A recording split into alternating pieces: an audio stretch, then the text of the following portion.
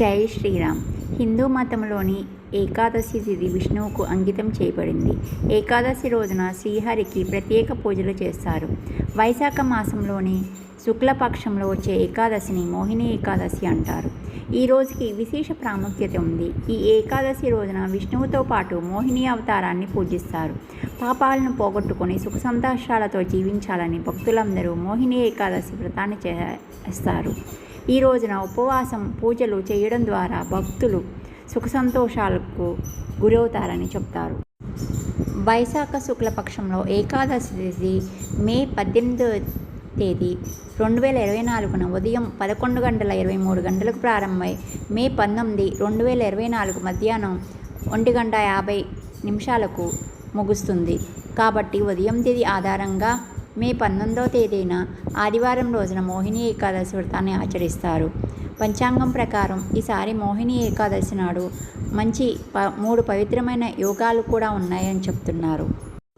ఈ సమయంలో పూజ చేయడం వల్ల సుఖ సంతోషాలు నెలకొంటాయని భక్తుల విశ్వాసం. ఇవి అతి పవిత్రమైన అమృత యోగం, వజ్రయోగం, సిద్ధి యోగాలుగా చెప్తారు. మరియు ఈ రోజున ఉదయంనే లేచి స్నానమాచరించి శ్రీ మహాలక్ష్మితో సమేత శ్రీ మహావిష్ణువునికి పూజ చేయాలి. పసుపు రంగు వస్త్రాలు ధరించడం మంచిది. పీఠం పైన కూడా పసుపు రంగు వస్త్రాన్ని వేసి శ్రీ మహావిష్ణువు, లక్ష్మీదేవి చిత్రపటాన్ని కానీ మూర్తులను కానీ ప్రతిష్ఠించి పూజ చేసుకోవాలి. ఆ రోజున పసుపు రంగు వస్త్రానికి కుంకుమ బొట్టు పెట్టి శ్రీహరి మందిరంలో సమర్పించాలి. ఈ రోజున స్నానం చేసే నీటిలో గంగాజలాన్ని కలిపి స్నానం చేయడం చాలా మంచిది.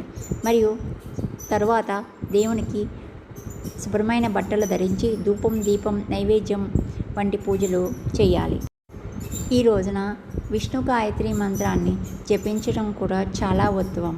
ఇది భార్యాభర్తల మధ్య అనుకూలత పెరుగుతుంది. ఓం నారాయణాయ విద్మహే వాసుదేవాయ ధీమహి తన్నో విష్ణు ప్రచోదయాత్ అనే మంత్రాన్ని పఠించాలి. మరియు వ్యాపార అభివృద్ధికి ఒక బ్రాహ్మణునికి కడుపు నిండా భోజనము లేక దక్షిణ ఇవ్వాలి. మరియు పాదాలకు నమస్కరించాలి. కెరీర్లో విజయాన్ని సంపాదించడానికి వెన్న, పంచదార మిఠాయిని విష్ణుమూర్తికి సమర్పించి ఓం నమో భగవతే నారాయణాయ నమః అనే మంత్రాన్ని 108 సార్లు జపించాలి.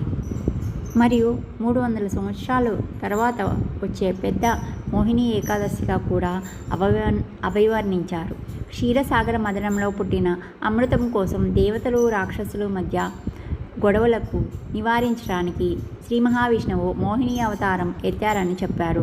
ఈ రోజున మోహిని అవతారంలో శ్రీ మహావిష్ణువును కూడా పూజిస్తే సకల శుభాలు కలుగుతాయని చెప్తున్నారు. సూర్యోదయం ముందే నిద్రలేచి ఈ వ్రతాన్ని ఆచరించి ద్వాదశి నాడు పాలన చేయాలి. మరియు ఉపవాసం ఉండాలి. వీలైతే జాగరణ కూడా చేయడం ఉత్తమం.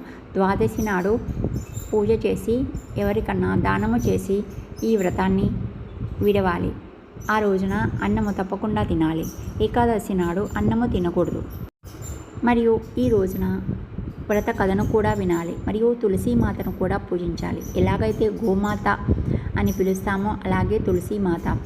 తులసీమాత ఏ ఇంటిలో ఉన్నట్లయితే ఆ ఇంటికి తులసీమాత రక్షగా ఉంటుందని అంటారు. ఇంటిలో నెగిటివ్, నకారాత్మకత పోతుందని అంటారు. ప్రతిరోజు తులసీమాతకి ఉదయము, సాయంత్రము దీపం పెట్టడము, పూజ చేయడము చాలా మంచిది. తులసీమాత మొదట్లో మరియు వేర్లలో సర్వదేవతలు కొలువై ఉంటారని, విత్తనాలలో బజరంగబలి హనుమంతుడు ఉంటారని, మరియు ఆకులలో శ్రీ మహావిష్ణువు ఉంటారని కూడా చెప్తారు. శ్రీరాముడు, శ్రీకృష్ణుడు హనుమంతుడికి తులసి ఆకు లేకుండా నైవేద్యం సమర్పించరు. అది నైవేద్యం సమర్పించినట్టు రాదు. వాస్తుశాస్త్ర ప్రకారం ఏ ఇంటిలో అయితే తులసీమాత ఉంటుందో వాస్తు దోషాలు కూడా పోతాయి అని అంటారు. ఏ ఇంటిలో అయితే తులసీమాత నిద్రపోతుందో మనకు వచ్చే దోషాలను ఆ తల్లి తీసుకుంటుందని అర్థము. మన ఇంటిని ఎల్లప్పుడూ రక్షగా నిలుస్తుంది. పద్మపురాణం, బ్రహ్మపురాణం, గరుడ పురాణం, స్కంద పురాణాల్లో కూడా తులసీ తల్లి యొక్క వర్ణన చాలా విశిష్టంగా ఉంటుంది. అమృత బిందువు పడటం వల్ల తులసీమాత ఆవిర్భవించిందని బ్రహ్మదేవుడు విష్ణువుకి ఇచ్చారని చెప్తారు. తులసీమాతను ఇంటిలో తూర్పు, పడమర, ఉత్తర దిశల్లో పెట్టవచ్చు. కానీ దక్షిణ దిశలో పెట్టడం వల్ల మన ఇంటికి నష్టం జరుగుతుందని చెప్తారు. మరియు వివాహం కావాల్సిన వాళ్ళు రోజు తులసీమాతకి నీటిని పోసి నైవేద్యం పెట్టి నమస్కరించి ప్రార్థన చేయాలి. వ్యాపార అభివృద్ధి కోసం శుక్రవారము పచ్చిపాలను పోసి మిఠాయిని సమర్పించి పూజ చేయాలి. మరియు తులసి వేర్ల మొదట్లో ఉన్న మట్టిని తీసుకొని నుదుటిన పెట్టినట్లయితే దోషాలు పోతాయని కూడా చెప్తున్నారు. మరియు 21 రోజులు హనుమంతునికి తులసి మాలను సమర్పించడం కూడా చాలా మంచిదని చెప్తున్నారు. మరియు లడ్డూను తులసి ఆకుతో పాటు హనుమంతునికి నైవేద్యంగా సమర్పించడం కూడా చాలా మంచిదని చెప్తున్నారు. మరియు తులసి పొదల్లో ఉన్న మట్టిని, విత్తనాలను, రాలిన ఆకులను నీళ్ళల్లో కలిపి స్నానం చేయడం వల్ల కూడా దోషాలు పోతాయని చెబుతున్నారు. మరియు తులసి ఆకులను ఒక నియమిత సంఖ్యలో తినడం వల్ల వాతావరణంలో వచ్చే మార్పులకు తట్టుకోగలమని కూడా చెప్తున్నారు. ఈ ఆకులను ఏకాదశి నాడు, ఆదివారము, అమావాస్య, పౌర్ణమి, చతుర్దశి తిథులలో కోయకూడదు. ముందుగా ఒకరోజు కోసుకొని పెట్టుకోవాలి.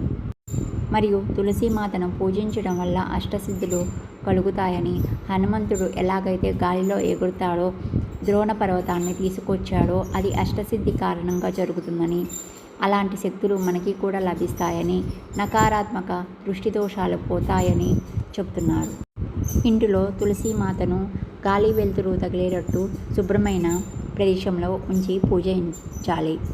విన్నారు కదండి మోహిని ఏకాదశి గురించి. మీకు నచ్చినట్లయితే వీడియో లైక్ చేయండి, కామెంట్ చేయండి, సబ్స్క్రైబ్ చేయండి, పక్కనే ఉన్న బెల్ బటన్ ప్రెస్ చేయండి. ఇలా చేయడం వల్ల నేను పెట్టే ప్రతి వీడియో మీకు నోటిఫికేషన్లో వస్తుంది. జై శ్రీరామ్, జై హింద్, జై భారత్.